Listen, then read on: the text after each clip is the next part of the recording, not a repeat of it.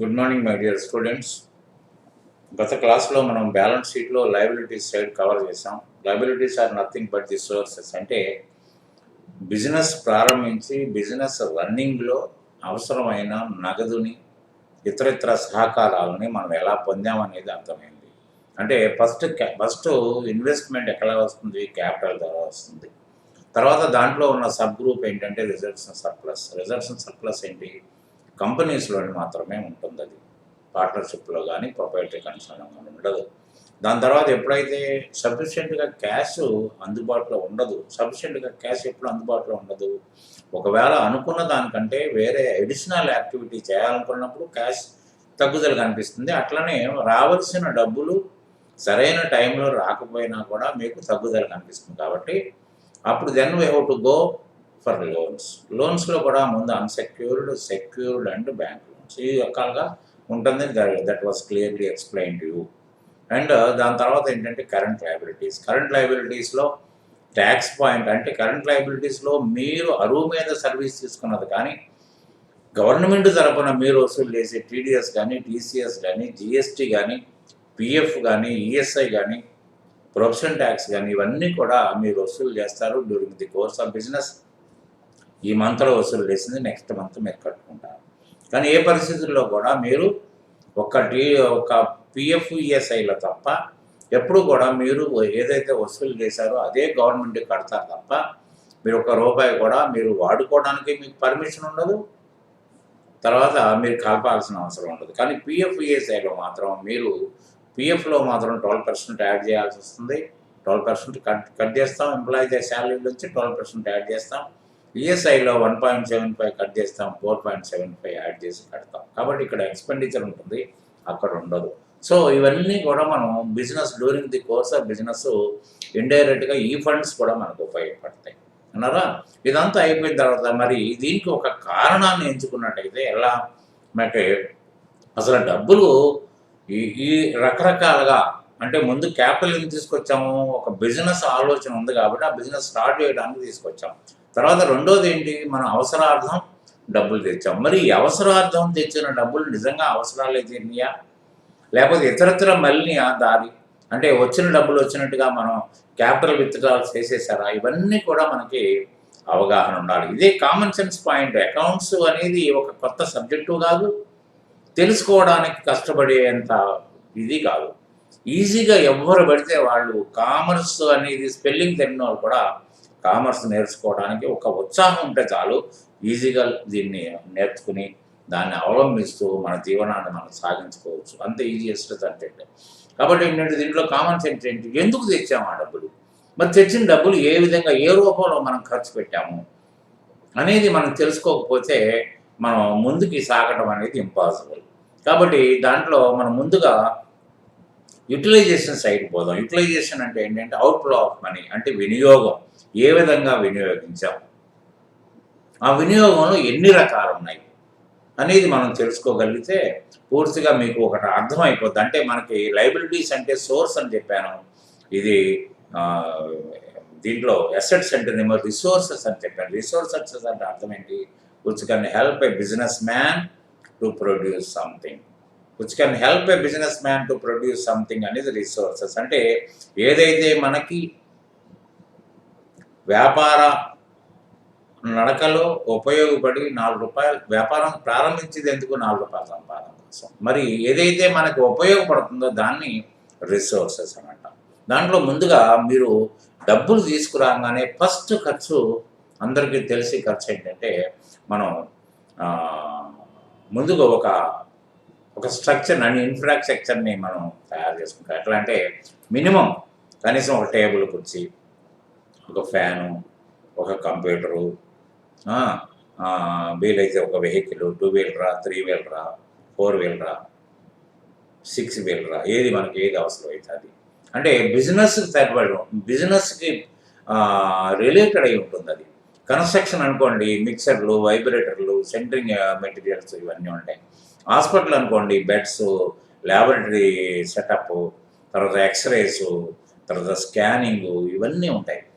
ఇవన్నీ అంటే ఒక బిజినెస్కి మనం ప్రారంభించడానికి అవి కొనకుండా మనం బిజినెస్ స్టార్ట్ చేయమండి. కానీ కామన్గా ఏముంటాయంటే కామన్గా టేబుల్ చైరు ఇవి మాత్రం కామన్గా ఉంటాయి. కంప్యూటర్ అవి ముందు ఏర్పరచుకుంటారు.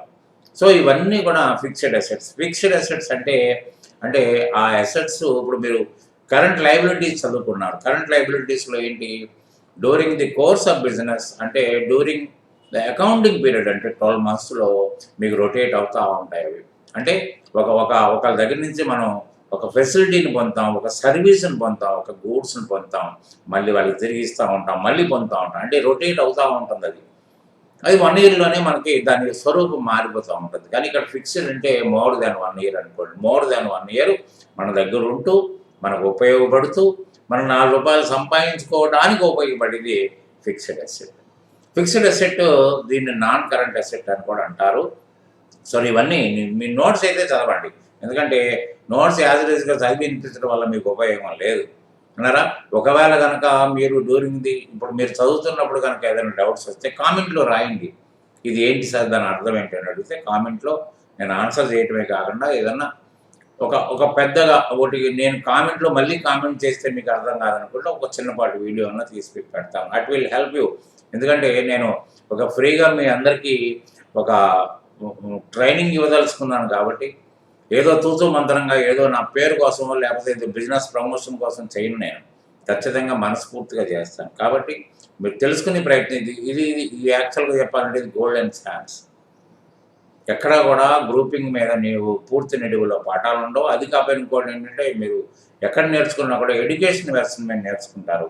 ఎడ్యుకేషన్ వెర్షన్‌లో మీకు రిపోర్టింగ్ డీటెయిల్డ్‌గా చూడడానికి మాత్రం ఛాన్స్ ఉండదు. ఎందుకంటే అక్కడ ఎక్కడ కూడా డేట్ ఆప్షన్ ఉండదు. ఒకటే డేట్, ఏ డేట్ కొట్టినా ఒకటే డేట్ మీకు ఇవ్వడం. సో ఇవన్నీ మీరు ఆల్రెడీ నేర్చుకుని ఉంటే మీకు అనుభవం ఉండుంటుంది.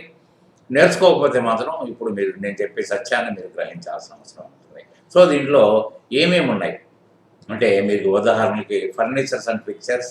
పిక్చర్స్ అంటే ఏంటి, ఫిక్స్ అయిపోయిన గోడకి అంటే వాల్ మౌంటెడ్, మీకు వాల్ మౌంటెడ్ ఫ్యాన్స్ ఉంటాయి, వాల్ మౌంటెడ్ మీకు ఏసీలు ఉంటాయి, ఇవన్నీ ఉంటాయి. అంటే దానికి ఒక టైటిల్ అది furniture and pictures. Machineries, vehicles, lease or free hold property. Free hold property అంటేనేమో మీకు సొంత హక్కు ఉంది, ఈ బిల్డింగ్ పైన మీకు హక్కు ఉంది. లేకపోతే లీజ్ అంటే ఒక లాంగర్ పీరియడ్లో మీరు దాన్ని వాడుకోవడానికి యజమానులాగా ప్రవర్తిస్తారు. దాంట్లో మంచి చెడు రిపేర్స్ అన్నీ మీరే చేసుకుంటూ ఉంటారు. లాంగర్ పీరియడ్ మీరు వాడుకుంటూ ఉంటారు. And kitchen ware in hotel అంటే హోటల్లో మీకు కిచెన్లో సంబంధించినవి అంటే మీకు ఫ్రిడ్జ్ కానివ్వండి, తర్వాత గ్యాస్ ప్లాట్ఫామ్ కానివ్వండి, ఇవన్నీ కూడా ఉన్నారా. Hoarding structure in advertisement business lifts to carry materials in construction site. Lift hoarding structure in advertisement బిజినెస్లో ఏముంటుందండి, బిల్డింగ్స్ పైన మీరు చూస్తూ ఉంటారు, పెద్ద పెద్ద స్ట్రక్చర్స్ పెడతారు, దాని మీదనే ఫ్లెక్సీ పేస్టింగ్ చేస్తారు ఉన్నారా. అవి అంటే అది అడ్వర్టైజ్మెంట్ బిజినెస్ వాడికి ఇది ఫిక్స్డ్ అసెట్. అట్లనే మీకు lift to carry materials in construction site. మీకు పెద్ద పెద్ద 15-20 అంతస్తులు కట్టేటోళ్ళు ఏం చేస్తారంటే పైన ఒక క్రేను ఒక నడుస్తూ ఉంటుంది. అది కాకుండా మీకు కింద నుంచి మెటీరియల్స్ సిమెంట్ కానివ్వండి, శానిటరీ మెటీరియల్స్ కానివ్వండి, లేబర్ కానీ పైకి వెళ్ళాలంటే ఇబ్బంది కాదు. కాబట్టి ఒక టెంపరీ లిఫ్ట్ ఎరెక్ట్ చేస్తారు కాంట్రాక్టరు. దాన్ని అక్కడ వాడుకుని ఆ ఏరియాలో వర్క్ కాకుండా డిటాచ్ చేసేసి వేరే చోట. So this is the structure of this is the fixed asset of the contractor, not the builder. గుర్తుపెట్టుకోండి. Scientific equipment, laboratory equipment, land and buildings, office equipment. తర్వాత installation and transportation, unloading charges of machinery. Installation, transportation. ఈ transportation expenditure కాదండి. ఎందుకంటే suppose మీరు ఒక మెడ్రాస్లో ఒక machinery కొనాలనుకోండి, మీకు ఉపయోగపడేంత వరకు అంటే స్విచ్ ఆన్ చేసేంత వరకు ఏదైతే ఖర్చులు పెడతారో అవన్నీ కూడా మీరు ఫిక్స్డ్ అసెట్కే యాడ్ చేయాలండి. ఎందుకంటే మీరు దాన్ని మిషనరీ మెడ్రాస్లో కొన్నంత మాత్రాన మీరు దాన్ని ఉపయోగించుకోలేరు. ఉపయోగించడం ఎప్పుడు చేస్తారో దాన్ని ట్రాన్స్పోర్ట్ చేయాలి, అన్లోడింగ్ చేయాలి, కంపెనీ వచ్చి ఇన్స్టాల్ చేయాలి, అప్పుడు కదా మీరు కొబ్బరికాయ కొట్టేది. సో ఈ ఖర్చులన్నీ కూడా మీరు ఫిక్స్డ్ అసెట్కి వేయాలి తప్ప ట్రాన్స్పోర్టేషన్ రాసేది ప్రాఫిట్ అండ్ లాస్ అకౌంట్కి వెళ్ళిపోద్ది. అది గుర్తుపెట్టుకోండి. తర్వాత first time insurance on the vehicle. First time insurance మీకు ట్యాక్స్తో ఓకేనని ఇన్సూరెన్స్ కట్టిన తర్వాతనే మీకు వెహికల్ని రోడ్డు మీద తిరగడానికి అలౌ చేస్తారు, లేకపోతే ఆర్టీఓ అథారిటీస్ పట్టుకుంటారు. So first time insurance. Second time insurance నుంచి అది ఎక్స్పెండిచర్కి వెళ్ళిపోద్ది. అప్గ్రేడేషన్ అంటే to improve the working capacity. Running capacity వేరు, వర్కింగ్ కెపాసిటీ వేరు. రన్నింగ్ కెపాసిటీ అంటే ఏంటి? చిన్న చిన్న రిపేర్లు ఉన్నా, ఓవర్ ఆయిలింగ్ చేసినా అది రన్నింగ్ కెపాసిటీ అంటారు. తర్వాత ఇంప్రూవ్మెంట్ అంటే మీరు ఒక డివైస్ యాడ్ చేయడం వల్ల కానీ, ఇప్పుడు చూడండి కంప్యూటర్లో ఒక ర్యామ్ యాడ్ చేయడం వల్ల స్పీడ్ పెరుగుద్ది, స్పీడ్ పెరిగితే వర్క్ మీకు తొందరగా మీకు త్వరితగతిన రిపోర్టింగ్ వస్తుంది. కాబట్టి అట్లనే మీకు దానివల్ల ఏదన్నా ఖర్చు పెట్టడం వల్ల అది చిన్న ఐటమ్ అయినా సరే, చిన్న కాస్ట్ అయినా సరే, you have to add it in. And if it is for if it is for improving the quality, working capacity అన్నారా. టెంపరీ సెట్స్ ఇన్ కన్స్ట్రక్షన్ ఏం చేస్తారండి? ఒక టెంపరీ ఆఫీస్ కడతారు, తర్వాత లేబర్ హట్స్ కడతారు, గుడిసెలు అన్నారా. ఇవన్నీ కూడా మీకు ఉపయోగిస్తారు. సరే, ఇవన్నీ అయిపోయిన తర్వాత డిస్మాంటిల్ చేసిపోతారు. So temporary sheds. Legal charges to acquire property అంటే డాక్యుమెంటేషన్, రిజిస్ట్రేషన్. అంటే మీకు పూర్తిగా దాని డబ్బులు ఇవ్వటం వల్ల మీకు ఆ ప్రాపర్టీ సొంతం కాలేదు.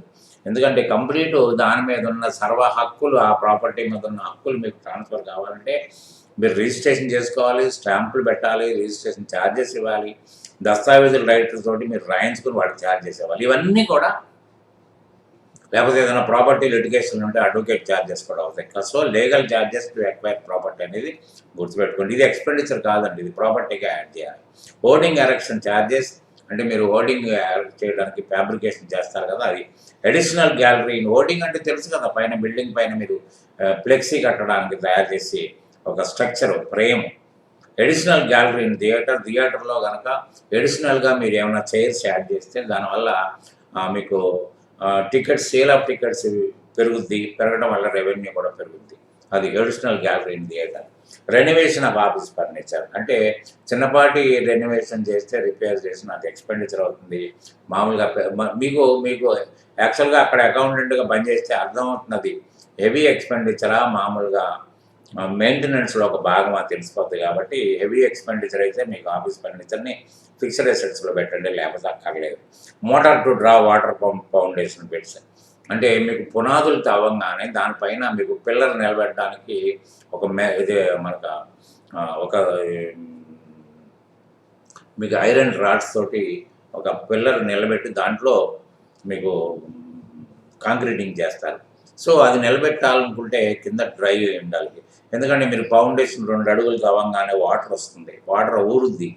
ఆ వాటర్ని బయటికి డ్రా చేస్తే మాత్రమే మీకు అది పిల్లర్ నిలబెట్టడానికి బాగుంటుంది. కాబట్టి మీకు దాన్ని వాటర్ టెంపరీ మోటార్ పెట్టి సక్ చేస్తారు. సక్ చేస్తే మీకు బయటకు వచ్చేస్తుంది. కాబట్టి అప్పుడు మీకు దాన్ని నిలబెడతారు. కాబట్టి మోటార్ ఇది కాంట్రాక్టర్ యొక్క మోటార్, కానీ బిల్డర్ది కాదు. కాబట్టి ఇది ఫిక్స్డ్ అసెట్ ఫర్ కాంట్రాక్టర్. తర్వాత లైవ్ స్టాక్స్ అంటే పౌల్ట్రీ కానీ, గోట్ ఫార్మ్స్ కానీ, ఇవన్నీ కూడా మీకు దీని కిందనే వస్తాయి. సో ఇలా ఫిక్స్డ్ అసెట్స్లో ఇవి భాగాలు. తర్వాత మీరు మీరు మామూలుగా మీరు బిజినెస్లో అకౌంటెంట్గా పనిచేస్తూ ఉంటే మీకు ఫిక్స్డ్ అసెట్స్ ఏంటో కూడా మీరు రికగ్నైజ్ చేయగలుగుతారు, ఐడెంటిఫై చేయగలుగుతారు. గుర్తుపెట్టుకోండి, ఈ ఐడెంటిఫికేషన్ చాలా ఇంపార్టెంట్ అండి. ఎందుకంటే మీకు సరైన structure, balance sheet structure, power అంతా అదే తయారు చేసుకుంటుంది. కానీ సరిగ్గా మీరు ఐడెంటిఫై చేయకపోతే రాంగ్ రిపోర్ట్స్ జనరేట్ అవుతాయి. అప్పుడు సిస్టమ్ తప్పు కాదు, మీ తప్పు అయిపోద్ది. కాబట్టి you have to be very careful while reading and while identifying a ledger account. తర్వాత నెక్స్ట్ ఇన్వెస్ట్మెంట్స్ అంటే మన దగ్గర సర్ప్లస్ అమౌంట్ ఉన్నప్పుడు, అంటే వర్కింగ్ క్యాపిటల్ మించి డబ్బులు ఉన్నప్పుడు కానీ, లేకపోతే లైసెన్సింగ్ కోసం ఏదైనా సెక్యూరిటీ డిపాజిట్ పెట్టాలంటే దానికి వాడుతూ ఉంటాం డబ్బులు. ఇన్వెస్ట్మెంట్స్లో సర్ప్లస్ డబ్బులు ఉన్నప్పుడు అది కూడా మిగతా పార్ట్నర్స్ ఉంటే పార్ట్నర్స్, డైరెక్టర్స్ ఉంటే డైరెక్టర్స్ తోటి డిస్కషన్ చేసి మనం ఇతర కంపెనీల షేర్లు కానీ, మ్యూచువల్ ఫండ్స్ కానీ, లేకపోతే డిబెంచర్ బాండ్స్ కానీ, ఇవన్నీ కొంటాం. ఎందుకంటే రేపు పొద్దున్న రిస్క్ ఉంటుంది. కాబట్టి ఇతర వాళ్ళ ఇష్టం లేకుండా మన ఇష్టం వచ్చినట్టు యాక్ట్ చేయము. కానీ ఒక లైసెన్స్ తీసుకోవడం కానీ, సెక్యూరిటీ డిపాజిట్ పెట్టాలంటే కంపల్సరీగా ఎవరి ఇష్టం ఉన్నా లేకపోయినా ఆ బిజినెస్ సాగాలంటే లైసెన్స్ ఉండాలి. లైసెన్స్ ఉంటేనే మొదలవుతుంది. కాబట్టి ఖచ్చితంగా మీరు డిపాజిట్ పెట్టాలి. అవి ఎక్కడ ఉంటుంది? మీరు చిట్ ఫండ్ కంపెనీ ఉందనుకోండి, ఒక చిట్ వాల్యూని కంప్లీట్ ఎఫ్డిఆర్ రూపంలో చిట్ రిజిస్టార్కి ఇవ్వాలి. ఇప్పుడు 1 lakh చిట్ అనుకోండి, పర్ మంత్ ఆప్షన్ పెట్టేది. ఆ 1 lakh వాల్యూ తీసి ఇవ్వాలి. అప్పుడు మాత్రమే మీకు దానికి ఒక బైలా నెంబర్ గ్రాంట్ చేస్తారు. తర్వాత మీరు చిట్ కమెంట్స్ చేసుకోవచ్చు. తర్వాత మీరు చిట్టి అయిపోయిన తర్వాత ఎవరికి వారి సభ్యులందరికీ పేమెంట్లు కంప్లీట్ అయిపోయిన తర్వాత నో డ్యూ సర్టిఫికేట్ ప్రొడ్యూస్ చేస్తే that deposit will be return back to you. ఉన్నారా? దాని తర్వాత అట్లనే మీకు బార్ షాపులు కానీ తర్వాత ఇవన్నీ వైన్ షాపులు కానీ ఇవన్నీ వాటిలో కూడా మీకు రెంటల్ అడ్వాన్స్ తీసుకుంటారు. ఉన్నారా? ఇవన్నీ కూడా మీకు కంపల్సరీగా ఇన్వెస్ట్మెంట్స్లో కంపల్సరీగా ఉంటాయి. మిగతా ఏంటంటే మీరు గవర్నమెంట్ బాండ్స్ కానీ సెక్యూరిటీ బాండ్స్ కానీ ఇతర కంపెనీలో షేర్స్ కానీ మ్యూచువల్ ఫండ్స్ కానీ డిబెంచర్ బాండ్స్ కానీ ఇవన్నీ మీరు కొనుక్కోవడానికి ఇన్వెస్ట్మెంట్ చేస్తారు. సో ఇక్కడ ఏంటంటే shares with other companies, debenture bonds purchased, securities with the licensing authorities, that is fixed deposit for registration, mutual funds, government securities like Indira Vikas, Kisan Vikas పత్ర ఇవన్నీ కూడా మీకు ఇన్వెస్ట్మెంట్స్లో వస్తాయి. తర్వాత కరెంట్ అసెట్స్, మీకు అక్కడ కరెంట్ లయబిలిటీస్ చదువుకున్నారు ఇక్కడ కరెంట్ అసెట్స్లో కూడా రొటేటబుల్ రెసీట్స్. అయితే దీంట్లో ఏమవుతుందంటేనండి కరెంట్ అసెట్స్ మీదనే కరెంట్ లయబిలిటీస్ ఆధారపడి ఉంటాయి. ఎందుకంటే ఈ వసూలు మీద ఆధారపడే అవతల అప్పులు చేయటం కానీ అవతల వాగ్దానాలు చేయటం కానీ 15 రోజులకి ఇస్తానన్నా సరుకు ఇమ్మని అడుగుతారు. అంటే 15 రోజులకి మన దగ్గర అమౌంట్ ఉండాలి కదా వాడికి ఇవ్వడానికి. అందుకని కరెంట్ అసెట్స్ కూడా మనం ఎవరికన్నా అప్పిస్తాం, అడ్వాన్స్ ఇస్తాం, మనం కూడా అరువుకు సరుకులు ఇస్తాం, అరువుకు సర్వీస్ చేస్తాం. ఇవన్నీ కూడా దాన్ని దృష్టిలో పెట్టుకుని, ఎందుకంటే కరెంట్ అసెట్స్ని ప్యూర్గా కరెంట్ లయబిలిటీస్ని డిశ్చార్జ్ చేయడానికి దీన్ని ఉపయోగపడతారు. అందుకని ఎప్పుడు కూడా కరెంట్ అసెట్స్ ఎప్పుడు ఎక్కువ ఉంటాయి, కరెంట్ లయబిలిటీస్ తక్కువ ఉంటాయి. ఎందుకు అంటే 100కి 100 పాళ్ళు ఎక్కడా కూడా వసూలు కావు. కారణాలు ఏంటంటే మన అలసత్వం ఒకటై ఉండొచ్చు, రెండోది ఏంటంటే మంచి వ్యక్తి కూడా ఆ టైంలో దొరకకపోవచ్చు, ఏదైనా కారణాలతోటి షాప్ మూసుకుని వెళ్ళిపోవచ్చు, ఇంకేదైనా కావచ్చు. కాకపోతే మన కోవిడ్ లాంటి పరిస్థితి వస్తే ఎవరు ఏం చేయలేరు. కాబట్టి ఏంటంటే కరెంట్ అసెట్స్ ఎప్పుడూ ఎక్కువ ఉంటాయి, కరెంట్ లయబిలిటీస్ తక్కువ ఉంటాయి. కాబట్టి ఎందుకంటే మన పతేరా నాశనం కాదు. ఎందుకంటే క్రెడిట్ వర్దినెస్ ఎప్పుడైతే పోతుందో మీ దగ్గర కోట్ల రూపాయలున్న వ్యాపారం ముందుకు నడవదు. కాబట్టి ఏంటంటే ప్రతి బిజినెస్ క్రెడిట్ మీదనే ఆధారపడి ఉంటుంది. మనం తీసుకొచ్చుకుంటాం, మనం కూడా ఇస్తాం అట్లనే. సో కరెంట్ అసెట్స్లో కూడా మీకు మెయిన్గా మీకు accrued interest on deposits and loans issued, అంటే మనం డిపాజిట్లు పెట్టినవి కానీ ఎఫ్డిఆర్లు కానీ ఇవన్నీ డిపాజిట్ పెట్టడం కానీ లేకపోతే ఎవరికైనా లోన్స్ ఇవ్వటం కానీ దాని మీద రావాల్సిన వడ్డీ. అక్రూవల్ అంటే రాసుకోండి, ఎరండ్ బట్ నాట్ రిసీవ్డ్ అంటే సంపాదించాం కానీ మన జేబు వరకు అది రాలేదు. అట్లనే ప్రీపెయిడ్ ఇన్సూరెన్స్ అంటే ఏంటంటే మన జనరల్ ఇన్సూరెన్స్ అన్నీ 1 ఇయర్కే ఉంటాయండి. సపోజ్ మనం ఇన్సూరెన్స్ December 1 కట్టామనుకోండి, మనకి ఎప్పుడు క్లోజ్ అవుతుందండి? November 30th of next year close అవుతుంది. అంటే మనం కట్టినప్పుడు ఏం చేస్తామంటే మొత్తం ఇన్సూరెన్స్ టు బ్యాంక్ అని రాసేసుకుంటాం. కానీ మీరు అకౌంట్ ఫైనలైజేషన్ ఎప్పుడు చేస్తారండి? మార్చికి చేస్తారు. అంటే మీకు మార్చికి ఎన్ని నెలలు అయిందండి? డిసెంబర్ 1 నెల, ఇది ఒక 3 నెలలు, 4 నెలలు మాత్రమే అయింది. అంటే మొత్తం కట్టింది 12 నెలలకి. అంటే నిజంగా ఒరిజినల్ ఎక్స్పెండిచర్ ఎంత అన్నట్టు 4 నెలలే. మిగతాదంతా కూడా నెక్స్ట్ ఇయర్ కోసం కట్టింది అవుతుంది మీకు. కాబట్టి ప్రీపెయిడ్ ఇన్సూరెన్స్, ముందుగా చెల్లించిన ఇన్సూరెన్స్. కాబట్టి ఈ ప్రీపెయిడ్ ఇన్సూరెన్స్ని మీరు అసెట్గా భావించాలి. అంటే మీకు 12,000 కట్టారనుకోండి, 4,000 రూపాయలు మాత్రమే ఈ సంవత్సరంలో వస్తుంది, 8,000 రూపాయలు నెక్స్ట్. దాన్ని అన్ఎక్స్పైర్డ్ ఎక్స్పెండిచర్ కూడా అంటారు. మరా తర్వాత the unexpired expenditure or unused portion of economic benefits from an expenditure represents an asset or for future uses. క్లియర్గా రాశాను కూడా మీకు అర్థం కావడానికి. ఎఫ్ఎస్డి రిసీవబుల్, అక్కడ కూడా మీకు కరెంట్ లయబిలిటీస్లో ఎఫ్ఎస్డి ఉంది, ఫిక్స్డ్ సెక్యూరిటీ డిపాజిట్. ఇక్కడ ఏంటంటే మనం కాంట్రాక్ట్ చేసినట్టయితే మన దగ్గర ఆపుకున్న డబ్బులు FSD receivable or bills receivable, goodwill, GST అని పర్చేజ్ చేస్తాం. మనం ఏదన్నా ట్రేడబుల్ గూడ్స్ కొంటే, రా మెటీరియల్స్ కొంటే మనం along with the purchase price use to pay tax GST at the schedule rates 5 or 12 or 18 or 28 కడతాం. ఆ అమౌంట్ని మనం కరెంట్ అసెట్లో పెట్టుకుని రేపొద్దున మనం సేల్ చేసినప్పుడు కూడా వసూలు చేస్తాం. ఆ వసూలు చేసిన డబ్బులు గవర్నమెంట్ కొరకే వసూలు చేస్తాం. కాబట్టి ఆ వసూలు చేసిన అమౌంట్ మనం కట్టాలి. కాబట్టి దాంట్లోంచి ఆల్రెడీ మనం కట్టిన డబ్బులు కరెంట్ అసెట్లో ఏదైతే పెట్టామో దీన్ని జిఎస్టీ ఇన్పుట్ అంటారు. నారా అది ఒకటి మనం డ్యూటీస్ అండ్ ట్యాక్సెస్లో నేర్చుకున్న జిఎస్టీ అవుట్పుట్ నారా. కాబట్టి దాంట్లోంచి తీసేసి మిగతా డబ్బులు కడతాం. కొన్ని జిఎస్టీ చాలామంది జిఎస్టీ పేమెంట్స్ అన్నీ కూడా ఎక్స్పెండిచర్ కింద రాస్తారు. ఎక్స్పెండిచర్ కాదు ఇది. మనం వసూలు చేయాల్సిన డబ్బులు ఆల్రెడీ మనం కట్టిన డబ్బులను తీసేసి మిగతా డబ్బులు కడతాం. ఎందుకంటే వాళ్ళ డబ్బులు వాళ్ళకే కడతాం. గవర్నమెంట్ కొరకు వసూలు చేసిన డబ్బులు సేల్స్ మీద వాళ్ళకే కట్టేస్తాం. కాబట్టి దీంట్లో మన ఎక్స్పెండిచర్ అనే సమస్య ఇక్కడ ఉండదు. మీకు ఎక్స్పెండిచర్ ఎక్కడ వస్తుందండి? మీకు ఒక ఈఎస్ఐ పిఎఫ్లోని మాత్రమే ఎక్స్పెండిచర్ వస్తుందంటే మనం వసూలు చేసిన డబ్బుల కంటే ఎక్కువ కడతాం అక్కడ మాత్రం తప్ప మీకు జిఎస్టీలో మాత్రం ఎక్స్పెండిచర్ అనే ముచ్చట రాదు. అది మాత్రం బాగా గుర్తుపెట్టుకోండి. అలాగే కరెంట్ అసెట్స్లో, కరెంట్ లయబిలిటీస్లో కూడా 4 గ్రూపులు సబ్ గ్రూపులు పెట్టాం.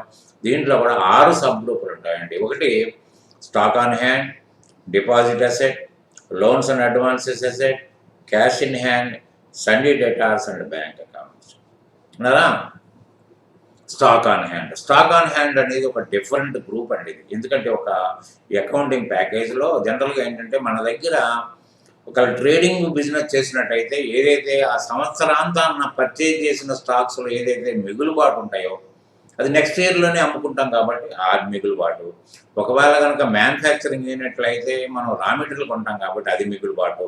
అది ఒకటే కాకుండా ఫినిష్డ్ గూడ్స్ అంటే రెడీగా అమ్మకానికి రెడీగా ఉన్న స్టాక్స్లో ఇంకా అమ్మని సరుకులు, తర్వాత సెమీ ఫినిష్డ్ అంటే ఇంకా కొంత ప్రాసెస్ చేస్తే కానీ ఫినిష్ కానీ, తర్వాత ప్యాకింగ్ మెటీరియల్స్, ఇవన్నీ కూడా మీకు దీంట్లో వస్తాయి. అట్లాంటి కాంట్రాక్టింగ్లో కూడా మీకు డిఫరెంట్ బ్రిక్స్ కానీ, శాండ్ కానీ, సిమెంట్ కానీ, ఐరన్ కానీ ఇవన్నీ కూడా మన చేతిలో ఉన్నవి. అప్పుడు ఇంకా కన్జ్యూమ్ చేయనివి. అట్లనే వర్క్ ఇంకా బిల్లు పెట్టండి, అన్ఫినిష్డ్ వర్క్, అవన్నీ కూడా మీకు స్టాక్ ఆన్ హ్యాండ్లోకి వస్తాయండి.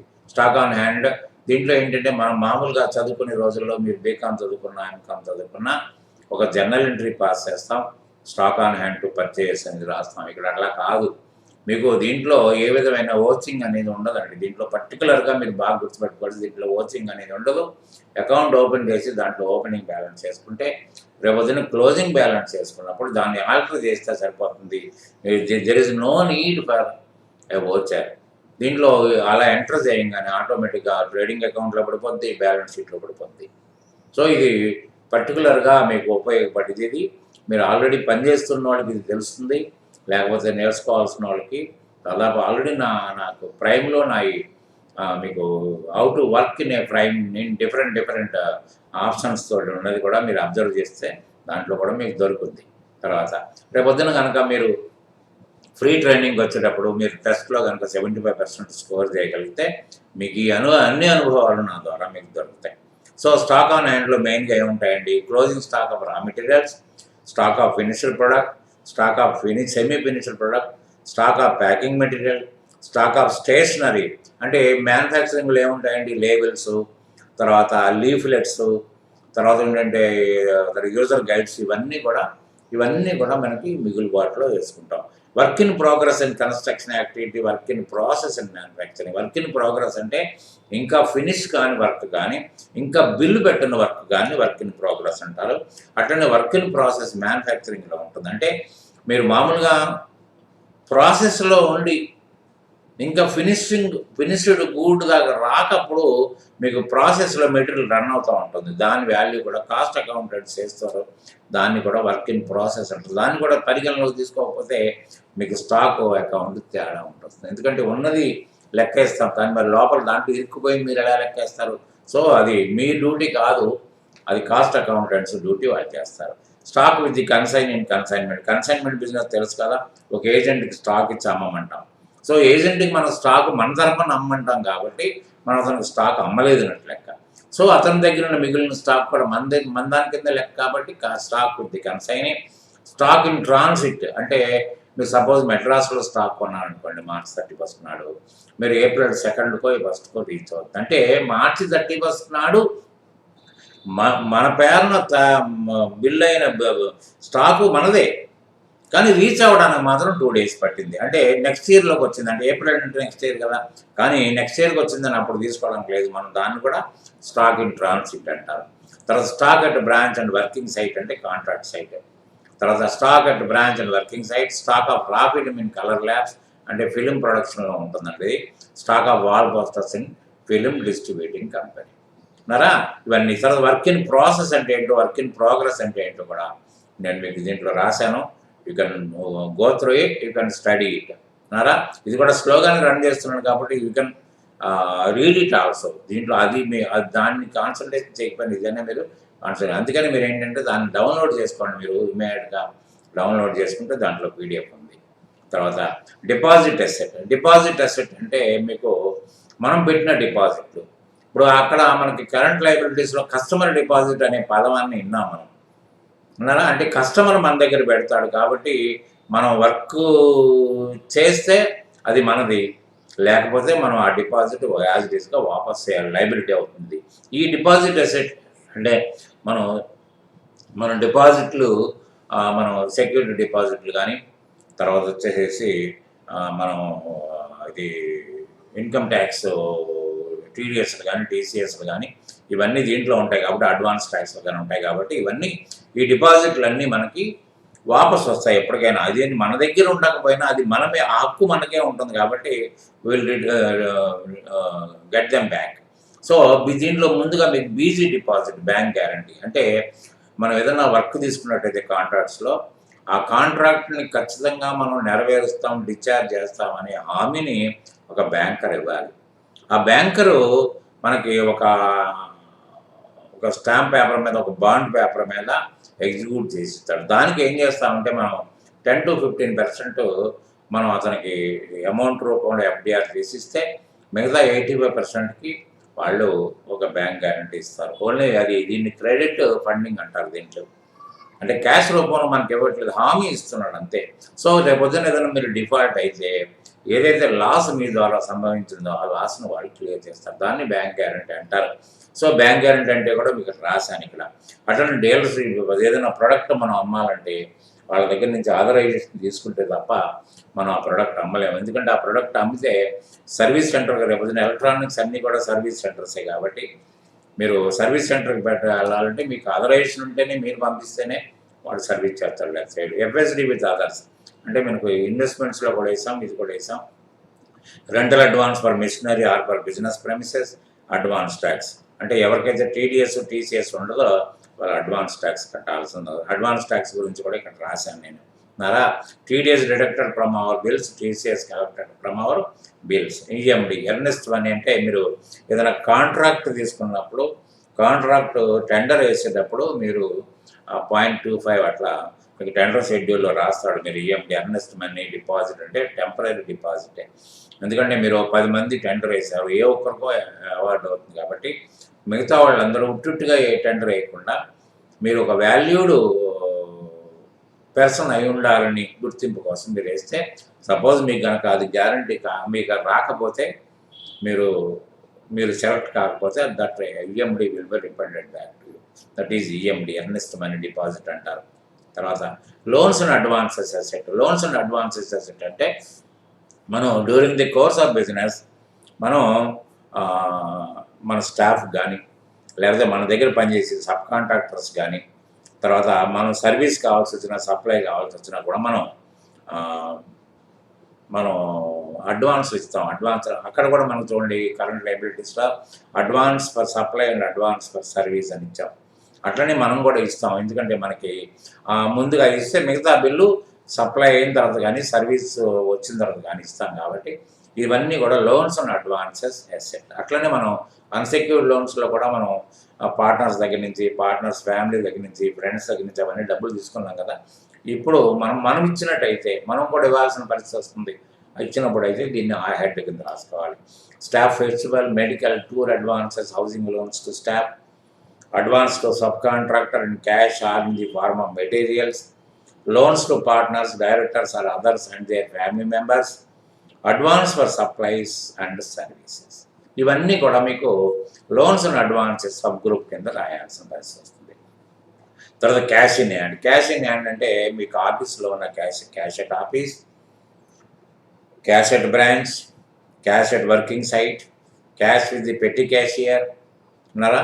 క్యాష్ ఎట్ వర్కింగ్ సైట్ అని అంటారు, అది ఇంప్రెస్డ్ క్యాష్ అంటారు. ఎందుకంటే వర్కింగ్ కాంట్రాక్ట్ సైట్లో ఒక సూపర్వైజర్కి డబ్బులు ఇచ్చి అతనే ఈ ఖర్చులన్నీ పెడుతూ ఉంటాడు. మెస్ మెయింటెనెన్స్ కానీ, లారీలు కిరాయిలు కానీ, వాటర్ ఛార్జెస్ కానీ, ఇవన్నీ కూడా అతను భరిస్తూ ఉంటాడు. కాబట్టి మనం పెట్టి క్యాషియర్ అంటే ఆఫీస్లో ఉంటాడు, ఇతనేమో వర్కింగ్ సైట్లో ఉంటాడు. కాబట్టి అది కూడా.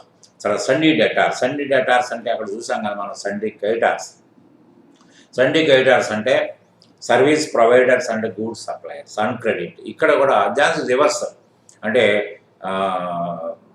ట్రేడ్ రిసీవర్స్ అంటే మనం గూడ్స్ అరువుకి ఇవ్వటం, లేదా సర్వీస్ రిసీవర్స్ మన దగ్గర నుంచి సర్వీస్ అరువుకి తీసుకోవటం. ఇది అక్కడ మనం సండీ క్రెడిటార్స్ ఉన్నప్పుడు ఖచ్చితంగా సండీ డేటార్స్ ఉంటారు. ఏ బిజినెస్లో అయినా వీళ్ళు కంపల్సరీగా ఉంటారు. ఇది మాత్రం గుర్తుపెట్టుకోండి.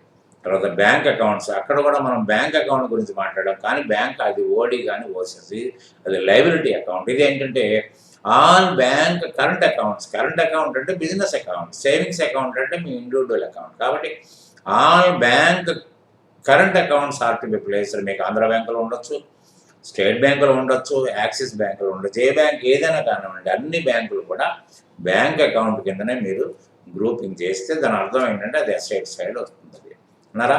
బ్రాంచ్ డివిజన్స్ అంటే ఇది రేర్ గ్రూప్ అండి. ఎందుకంటే మీ యొక్క బిజినెస్కి ఏదైనా బ్రాంచెస్ ఉన్నా, డివిజన్స్ ఉన్నా దాన్నే మీరు బ్రాంచ్ డివిజన్స్ అంటారు.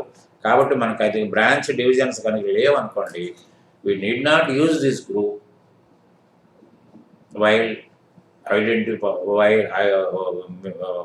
creating a ledger అన్నారా. తర్వాత మిస్లేనియస్ ఎక్స్పెన్సెస్ అసెట్. ఇదేంటి ఎక్స్పెన్సెస్ అంటూనే మనకి బ్రాకెట్లో అసెట్ అని రాశారు. ఏంటంటే హెవీగా మనకి during the course of business హెవీగా మనకి ఎక్స్పెండిచర్ అవ్వడం కానీ, హెవీగా లాసెస్ జరగడం కానీ, లేకపోతే మనకి బిజినెస్ కమర్షియల్ ఆపరేషన్స్ స్టార్ట్ కాకముందు మనకి ఏదైనా ఎక్స్పెండిచర్ అవ్వడం కానీ జరిగితే అది ఒక అసెట్గా భావించి పక్కన పెట్టేసేసి మీరు 5 years లోపు దాన్ని రైట్ ఆఫ్ చేస్తారు. ఎందుకంటే దీని బిజినెస్ ఇవన్నీ కూడా కంపెనీస్లో ఉంటాయండి. కంపెనీస్లో ఏంటంటే మీకు షేర్స్ అంటే కంపెనీ యొక్క స్థితి మీద షేర్ వాల్యూ డిపెండ్ అయి ఉంటుంది. షేర్ యొక్క వాల్యూ కంపెనీ యొక్క స్థితి మీద ఆధారపడి ఉంటుంది. కాబట్టి మీరు ఎప్పుడు కూడా దీన్ని జాగ్రత్తగా కాపాడుకోవాలి. ఎక్స్పెండిచరే, అవుట్ఫ్లో ఆఫ్ మనీ ఉంది దీంట్లో, కానీ మీకు ఈ ఎక్స్పెండిచర్ని అసెట్గా భావించి పక్కన పెట్టి ఒక ఎవ్రీ ఇయర్ 20% రైట్ ఆఫ్ చేసేస్తారు. దీన్ని చేసేస్తే అది నెమ్మదిగా వెళ్ళిపోద్ది. రిటర్న్ ఆఫ్ ఏమో మీకు ప్రాఫిట్ అండ్ లాస్ అకౌంట్లోకి వెళ్తుంది, నాట్ రిటర్న్ ఆఫ్ ఏమో అసెట్లో ఉండిపోద్ది. సో అదేంటి preliminary and pre operative expenditure. Preliminary అంటే ముందు కంపెనీ యొక్క స్టార్టింగ్ అప్పుడు మీకు కంపెనీ రిజిస్ట్రేషన్ చేయాలి, చలాన్స్ కట్టాలి, బ్రోకర్స్ని అపాయింట్ చేయాలి, హెవీగా ఎక్స్పెండిచర్ ఉంటుంది. అట్లనే ప్రీ ఆపరేటివ్ అంటే కమర్షియల్ ఆపరేషన్స్ స్టార్ట్ కాకముందు, అంటే మీ ప్రొడక్ట్ అడ్వర్టైజ్మెంట్ చేయాలి, మార్కెట్లో దాన్ని ఇంట్రొడ్యూస్ చేయాలి, ఇవన్నీ ప్రీ ఆపరేటివ్. తర్వాత డిఫర్డ్ రెవెన్యూ ఎక్స్పెండిచర్. ఇంకోటి చూడండి, ప్రొడక్ట్ ఏదైనా లాంచింగ్ చేస్తే ఒక టీవీని కానీ, ఒక సెల్ ఫోన్ కానీ, ఒక కంప్యూటర్ కానీ మీరు ఇంట్రొడ్యూస్ చేసినప్పుడు ఒక హెవీగా అడ్వర్టైజ్మెంట్గా చాలా ప్రింట్ మీడియా అండ్ ఎలక్ట్రానిక్ మీడియాలో చేయాలంటే కోట్ల రూపాయల ఖర్చులు అవుతాయి.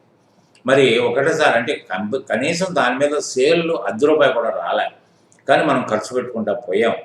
సో కాబట్టి ఏంటంటే దాన్ని కొంతకాలం పక్కన పెట్టేసేసి ఎవ్రీ ఇయర్ ఒక 20% దాన్ని రైట్ ఆఫ్ చేసుకుంటా పోతాం. డిఫర్డ్ రెవెన్యూ ఎక్స్పెండిచర్ని కూడా నేను మీకు ఎక్స్ప్లెయిన్ చేశాను. ప్రతిదీ మీకు చాలా క్లియర్గా ఉంటుంది. నేను ఎక్స్ప్లెయిన్ చేసిన దానికంటే మీకు ఇంకా క్లియర్గా ఉంటుంది. ఇది మీకు ఎంత ఉపయోగపడుతుందంటే మీకు ఆల్రెడీ వర్కింగ్లో ఉన్న వాళ్ళకి it will help a lot. నేను బ్యాలెన్స్ షీట్లు ప్రిపేర్ చేయలేకపోతున్నాను, నాకు అవకాశం రావట్లేదు అనుకున్న వాళ్ళందరికీ ఇది ఖచ్చితంగా ఉపయోగపడి నోట్స్ అది మాత్రం బాగా గుర్తుపెట్టుకోండి. సో దీంట్లో main product launching advertisement expenses దీంట్లో పడతాయి. తర్వాత హెవీ డిస్ట్రక్షన్ ఆఫ్ ప్రాపర్టీ అంటే ఏదైనా సునామీ వల్ల కానీ, ఎర్త్క్వేక్ వల్ల కానీ, నక్సల్స్ వల్ల కానీ ఏదైనా బిల్డింగ్ కొలాప్స్ అయిపోయింది అనుకోండి, 2-3 కోట్లు పోతే ఒరిజినల్గా అది బిజినెస్ చేయటం వల్ల వచ్చిన లాస్ కాదు, ప్రకృతి వైపరీత్యాల వల్ల కానీ ఏదన్నా అసాంఘిక శక్తుల వల్ల కానీ పోయింది. కాబట్టి దాన్ని కూడా పక్కన పెట్టాల్సిన అవసరం వస్తుంది. Expenses and under writing shares and debentures including under writing commission or brokerage.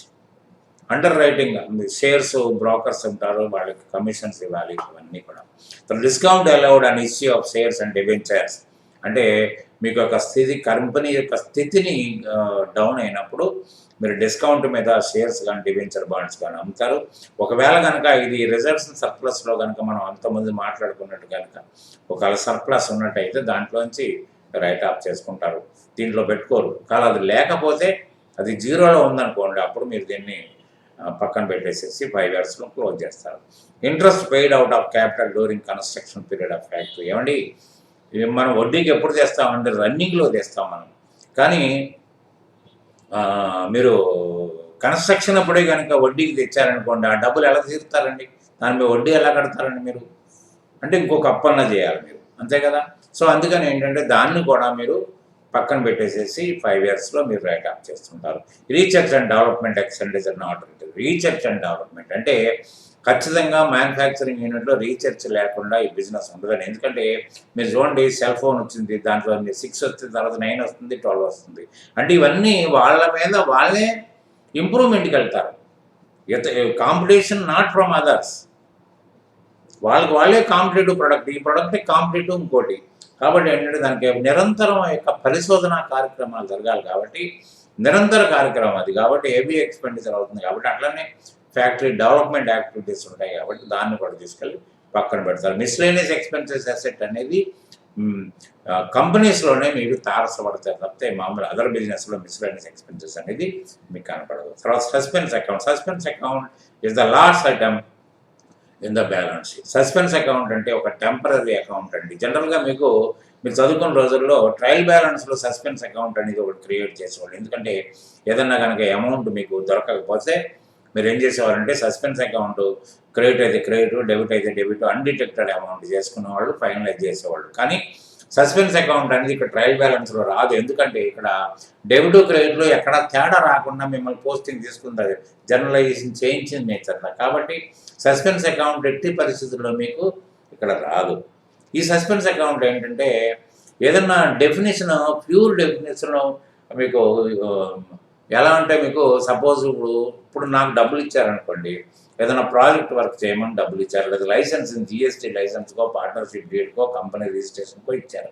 అంటే నాకు ఒక లంసమ్ అమౌంట్ నేను తీసుకుంటాను, నేను చెప్తాను ఏంటంటే మొత్తం వర్క్ అయిన తర్వాత మీకు బిల్ పెడతానంటాను.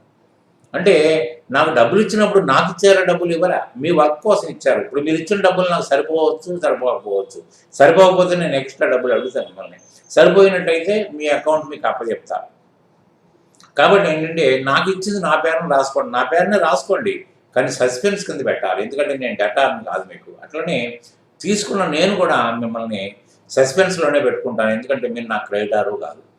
అట్లనే సపోజు ఏదైనా ఆఫీస్ వర్క్ మీద బాంబేనో చెన్నైకో పోయామనుకోండి, ఓ 40,000 50,000 తీసుకెళ్ళిన తర్వాత అతను వచ్చి టీఏ బిల్లు పెట్టేంత వరకు మనకి ఏమీ తెలియదు. ఎందుకంటే ఎందుకు ఖర్చు పెట్టాడో తెలియదు. మధ్యలో ట్రైన్ ఖర్చులు ఎంత అయినాయి, మధ్యలో క్యాబులు ఎంత అయినాయో, లాడ్జ్కి ఎంత అయిందో, మీల్స్కి ఎంత అయిందో డీటెయిల్గా అతను అకౌంట్ ఇచ్చేదాకా మనకు క్లియర్ డెఫినేషన్ లేదు ఆ ఎక్స్పెండిచర్ మీద. కాబట్టి అది సస్పెన్స్ అకౌంట్. సస్పెన్స్ అంటే ఇది తప్ప మనం మామూలుగా చదువుకున్న సస్పెన్స్ మాత్రం ఇది కాదు. సో ఇవన్నీ కూడా దీంతో మీకు కంప్లీట్ బ్యాలెన్స్ షీట్ గ్రూపులు అనేది మీకు అర్థమైపోయి ఉండాలి. చదవండి, 1-2 సార్లు వీడియోలు వాచ్ చేయండి, నోట్స్ చదవండి.